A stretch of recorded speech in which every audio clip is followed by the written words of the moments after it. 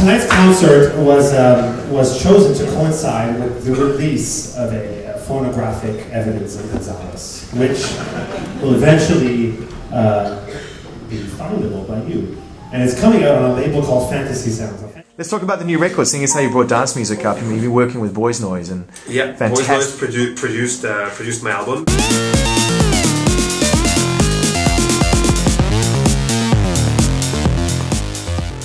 Is it kind of a representation of Alex's production as Boys Noise, or is it more a representation of what he can do with you, or is it a perfect collaboration? Well, I guess you'd have to ask him that, but he's conscious of the fact that it's very different in some very superficial ways, like tempo and instrumentation. There's a lot of songs that have no drums, and yet he has a very large presence in those songs as well.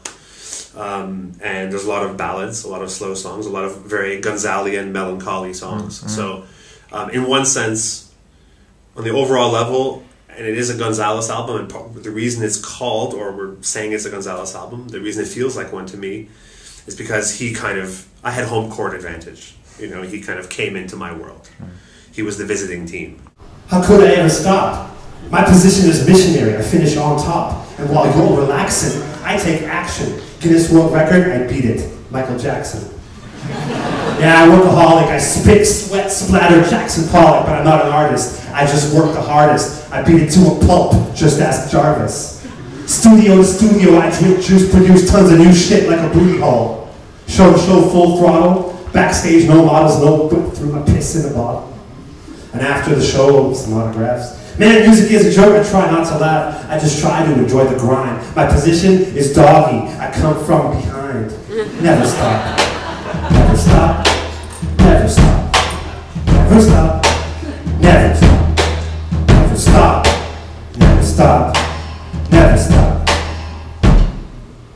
He would love to be able to, you know, to get out of just the pure club music. And has worked with some rappers and some R&B singers, but it didn't really satisfy him either. He wanted to do something that went even further, and I think this was the perfect thing for him to be able to show what he can do on other kinds of music. I love the way you keep referring to like what they're allowed to do, because I do also feel, you know, to a certain extent, like that culture is vibrant, as forward moving, and as progressive as it is.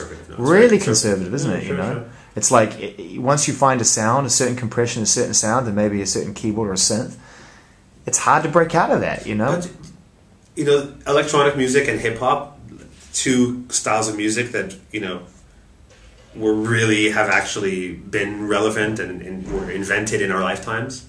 These two styles of music are very conservative, and it's not a coincidence.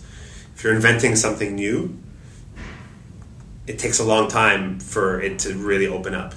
That's why we have indie rock, because rock is old. So now that's why indie rock came along, because rock is dead. So you can start chewing on the bones.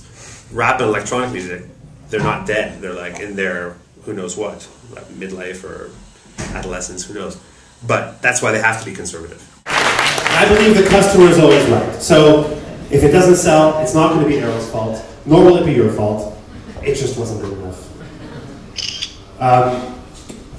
Wow, no one laughed at that, so that suddenly became really